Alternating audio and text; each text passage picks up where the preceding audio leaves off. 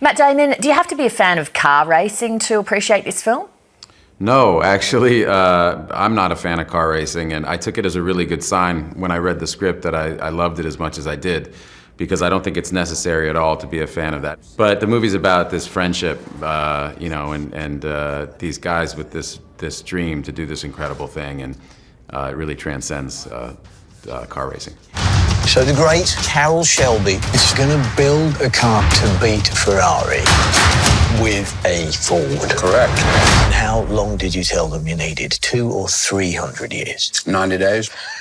Christian Bale has a formidable reputation as a very meticulous actor. How was it working with him?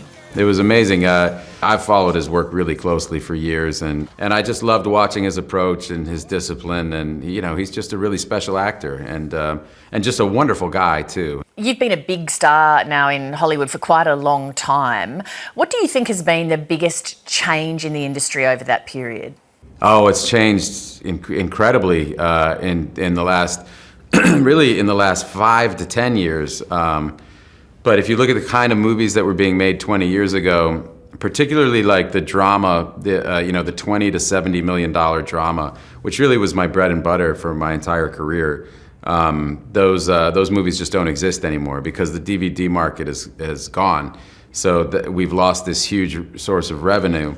And as a result, it's made all movies much more high risk. As a result, you see movies, particularly like superhero movies, they're very popular because because they play all over the world, right? There's not any cultural confusion or language confusion with them. It's clear who the good guys are and the bad guys are, and the kind of kitchen sink dramas that they used to make have pretty much migrated to television now. In terms of the attitude towards women in Hollywood, #MeToo has of course shone a light on that, but beyond sexual misconduct, we still hear stories about the lack of equal pay, ageism towards women and so on. Do you think that things are legitimately changing? I certainly hope so. I mean, I don't know that I'm the person that has a kind of macro snapshot on the on that, or It feels like it anecdotally, but that's not really a well-grounded opinion. So it's best to kind of defer to the experts, to the people who are really collecting that data and putting out these comprehensive reports. What do you feel you've personally learned in recent years from the #MeToo movement? I've always felt that equality was the way it should be, and that should be. That was what we should all be striving for all the time. So it's not that my opinion changed. I think it's wonderful that there seems to be more accountability now, and more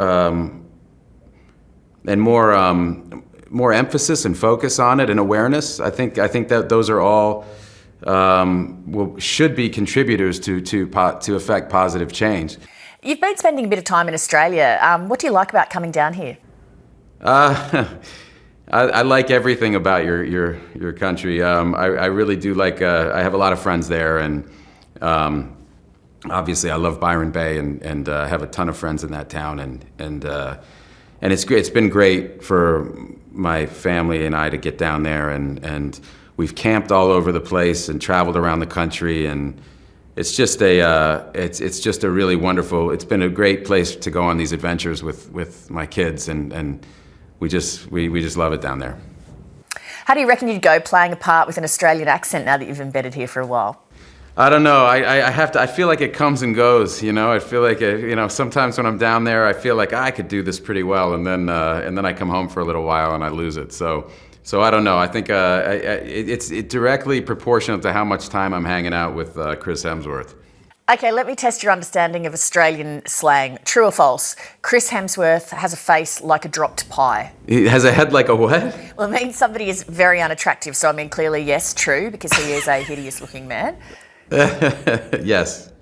What about, have you come across the term budgie smugglers? I sure do know what budgie smugglers are. I try to go for the board shorts myself, but Well, I'm sure the residents of Byron Bay thank you for that choice, Matt. Congratulations, you've passed your citizenship test. You're one of us. Fantastic, I'll take it. Thank you, Matt. Cheers, thank you. Hi, I'm Lee Sales. Thanks for watching this story. If you'd like to watch more of 7:30's stories, they are on the left of your screen. And tap on the button below to subscribe and get the latest from ABC News.